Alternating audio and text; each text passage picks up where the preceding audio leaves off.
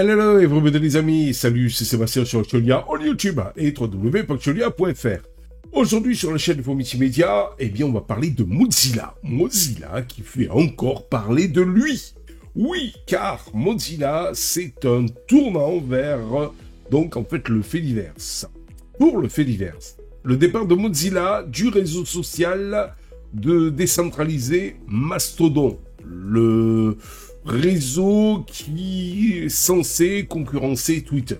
Donc, annoncé pour décembre 2024, Mozilla quitte Mastodon, et marque un tournant significatif pour le fait divers. Cette décision, bien que regrettable pour certains, soulève de nombreuses questions sur les enjeux de la décentralisation, les défis auxquels sont confrontés les projets de ce type et les perspectives d'avenir pour le réseau social alternatif. C'est vrai qu'au point de vue aussi réseau, décentralisé, vous avez Peertube qui est censé concurrencer YouTube. Et c'est pas encore le top des tops, car vous avez plein de fonctionnalités sur YouTube que vous n'avez pas sur Peertube. Voilà. Et là, donc, Mastodon, toujours dans son système de réseau décentralisé, devait concurrencer X. Pourquoi Mozilla quitte-t-il le navire? Les raisons exposées par Mozilla sont multiples.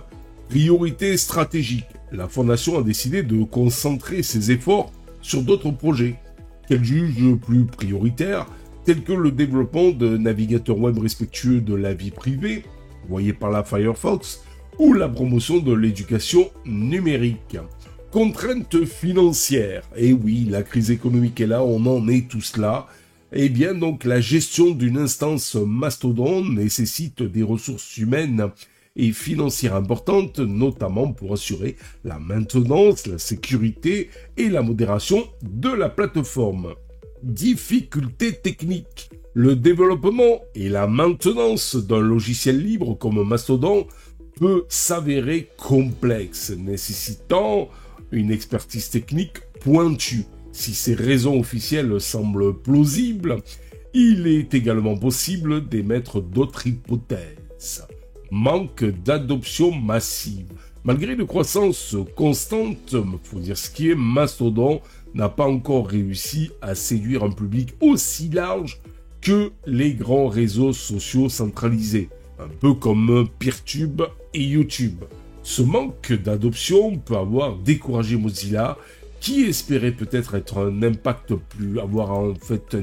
plus rapide et plus important. La complexité du modèle décentralisé.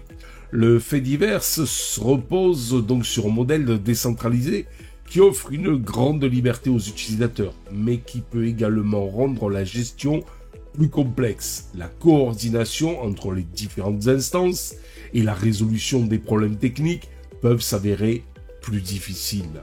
Les conséquences pour le fait divers. Le retrait de Mozilla a des implications importantes, faut dire ce qui est, pour le fait divers. Un coup dur pour la crédibilité. Le départ d'un acteur aussi reconnu que M. Mozilla pourrait ébranler la confiance de certains utilisateurs et les inciter à douter de la viabilité à long terme du fait divers. Des défis pour la croissance. Le fait divers risque de connaître un ralentissement de sa croissance, du moins à court terme. Cependant, cette période pourrait être mise à profit pour renforcer les fondations du réseau et améliorer l'expérience utilisateur. Une réorganisation de la communauté. La communauté Mastodon devra donc s'adapter à ce nouveau contexte et trouver de nouvelles voies pour se développer.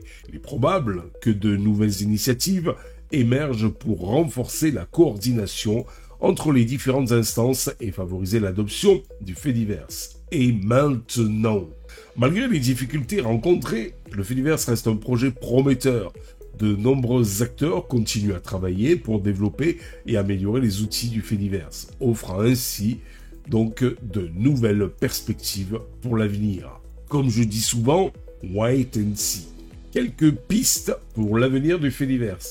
Le renforcement de la communauté. La communauté joue un rôle essentiel dans le développement du fait divers en s'impliquant dans la création de contenu, la modération et le développement de nouvelles fonctionnalités.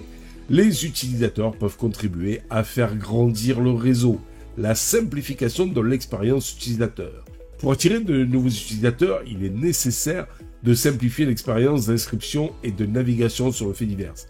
Et oui, c'est la clé de tout, la simplicité. Je le dis souvent, dans le monde open source et dans le monde Linux, on va de plus en plus malgré tout vers cette simplicité, mais tous les logiciels, tous les services ne sont pas encore aussi simples qu'on pourrait le désirer. Voilà, c'est tout aussi simple que ça. Le développement, donc, en fait, de nouvelles fonctionnalités. Le Fediverse doit continuer à innover et à proposer de nouvelles fonctionnalités pour répondre aux besoins de ses utilisateurs et se différencier des autres réseaux sociaux.